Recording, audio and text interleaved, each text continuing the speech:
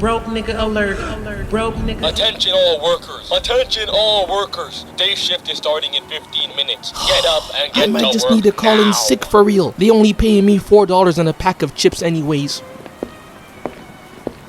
You hear about the claustrophobic astronaut? He needed space. That garbage joke. Hey, wait here. Don't look at no one. Don't smile at no one. Don't talk to no one. Unless it's Lauren London. That's valid. Next. Okay, what do you want? Hi, my name's Rain. It's about my travel papers. I met my quota, so you know, I'm ready to go. I don't know how to tell you this, ma'am, but yeah, you're not eligible and you're being transferred to the mines. But I put in the hours. I reached the quota. Nah, you're right, but we've just raised the required hours. So get back to work, slave. Just for her to turn around and see her robot brother Andy getting his ass beat. Already the worst start to the day. She gets a call from her friend asking to meet up, and when she gets there, they explain to her that they found out about this abandoned ship that's just floating around in space, and that on that ship there's still functional equipment that they want to steal so that they can go to this planet called Ivaga, since the company keeps adding more hours to the quota requirements to get a travel permit in the first place. So what do you need me for? Actually, we need Andy. He's a robot who can easily guide us around the ship. And after selling her a dream and how easy it's gonna be, she was on board. And let me show y'all something real quick. The sponsor of today's video is JoJo's Bizarre Adventure Golden Spirit, the first globally released mobile JoJo RPG, which is available on the App Store and Google Play right now. You can assemble iconic characters from JoJo's Bizarre Adventure parts 1 to 6 and create your dream team, customizing and upgrading the characters. And not to mention, there's a whole bunch of different game modes and events. They've got an event where you can experience the story of Jotaro in JoJo's Bizarre Adventure Stardust Crusaders, which I think is pretty cool. Not only have they recreated the iconic anime-styled visuals and scenes, but you can also use powerful stand abilities. The characters have their signature poses, and there's also different character interactions. I know you see Joseph and Jotaro on the screen. Look at how he's posing, hands in the pocket. It's incredible. And you can participate in special launch events to claim exclusive rewards. So join the adventure now. Download JoJo's Bizarre Adventure Golden Spirit on iOS and Android. Build your ultimate team, enjoy diverse game modes, and unlock exclusive launch rewards. And thank you JoJo's Bizarre Adventure Golden Spirit for sponsoring this video. So they made their way up to space, seeing the sun for the first time after being locked in a futuristic version of London. What is that? The sun. With gray skies, terrible food, and a robotic version of Deji. I would have been trying to run away too. There she is. That's not a ship. And this is my first concern, because they really set this whole plan into motion, saying that there was an abandoned ship floating in space. Whole time it was an outpost, so clearly this plan wasn't even thought out properly if y'all don't even know what you're looking for. But they enter the outpost and get to exploring, looking for pods, managing to turn on the power and opening up one of the pods, realizing that the pods don't even have enough fuel to get them to Ivaga. 5 minutes in and the mission is looking terrible. Rain was sweating. Maybe you guys should just come back. Had tears in her eyes. She was scared shitless. Tyler decided to keep it pushing and look for more fuel. Getting to this lab where Bjorn picks up a taser talking about, "Yo, Andy, stay right there." It's a joke. Well, watch out. Saving him from falling and seeing a synthetic robot melted in half just laying there. And this is my second concern, because they're really just seeing all this and acting as if it ain't none serious. It's only a synthetic.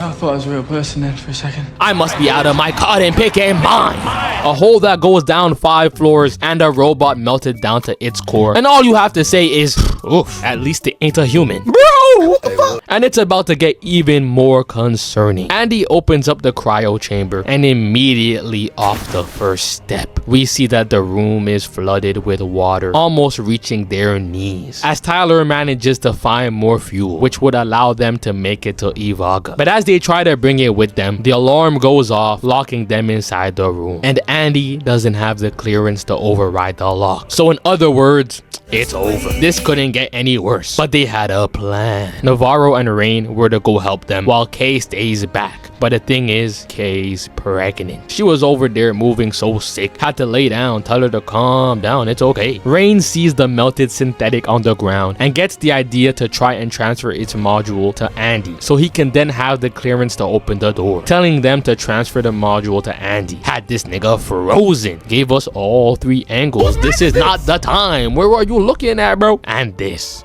right here is when my concerns start to rise. These little alien creatures start dropping in the water and grabbing them by the ankles.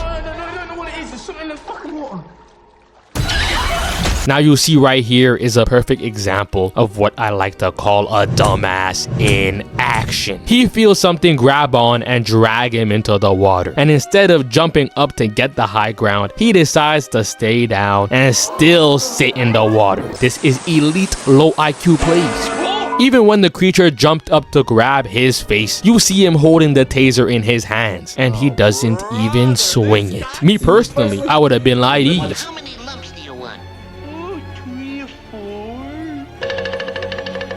He manages to get it off, and as Tyler turns towards Andy, ugh! Get this off my screen! My fault, got a little carried away. Bjorn finally uses the taser and gets the creature off as Tyler drops down into the water, waking up and seeing Andy save him and throw the creature into the ceiling, using his clearance to open the door and get chased down, trying to close the lab doors. But you see Navarro looking in the complete wrong direction. Nah, she was really ahead of the rest. She sees alien creatures chasing after them and she decides to look in the complete wrong direction. Oh my, this is really some more elite low IQ plays. She's there rolling all over the floor, mopping it up. Hey, she needs help! I would have been in the back yelling my ass off. I got this, ISO! And would have left her there to suffer. She did it to herself, bro. Because of that new module, Andy now has a British accent, but still knows nothing about what's going on. So they wake up that broken synthetic. Can you tell us what we can do to help her? You don't help her, you run. That's what I'm saying. Telling them that the creature is using her as an incubator to create another creature that will grow out of her. A xenomorph. But what really gets me is the fact that even after seeing all that, Rain was still there trying to figure out a way to save Navarro. Okay, what if we freeze the tail? No, I got a better idea. How about you run? But they freeze its tail and pull it off. And Navarro gets up panicking. Don't be so happy. The odds aren't looking too good. Andy had to step in front of them and try to stop her from getting on the ship. She's too far gone. But Bjorn looked over and said, "Bop." Left that nigga stunned. When he got back up, he had to use the speed boost. Hassa, and stopped him from closing the doors. Stared him down. What you think this is? But he still managed to run off and close the other doors. All this cause Andy thinks it's dangerous to have her back on the ship. And in no time, he gets proven right. Kay wakes up and asks what's going on as Navarro starts holding her chest, seeing a creature trying to crawl out from her body, spazzing out, accidentally putting the ship in drive, while the thing slowly makes its way out the body.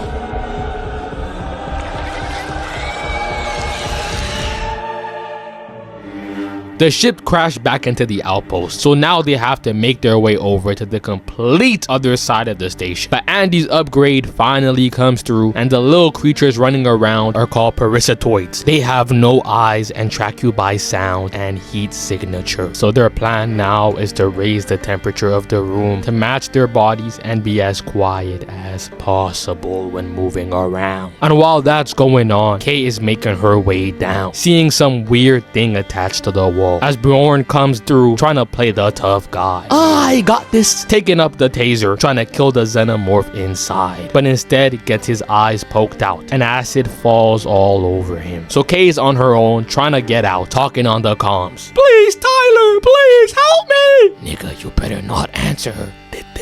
There's a key to open the door. There's no key. There's no key. I can't find it. Finding the key on the ground and running out before.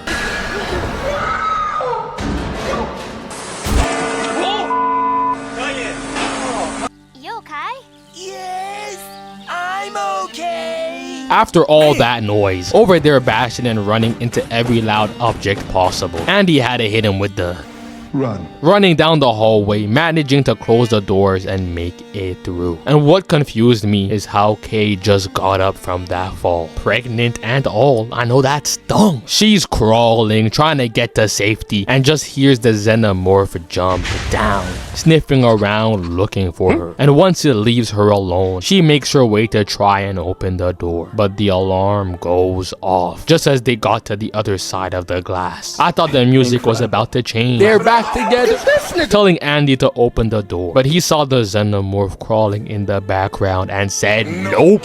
Listen, I need you to open the door right now. Don't tell me what to do. She's begging bro to open the door while the alien is over there showing off the pearly blacks. But it got so tired of waiting that it just grabbed her. Rain had to slap Andy. But once that was done, they made their way over to the Romulus beta lab, where they learned that the whole point of this experiment was to develop a compound extracted from the xenomorph that will allow humans to pretty much be immortal. So Andy takes that shit, but Rain points at the screen, and that's when they realize that the xenomorph is hunting them. So Andy said, okay, new plan, we taking guns, just for Andy to then say that they're not allowed to fire a single shot.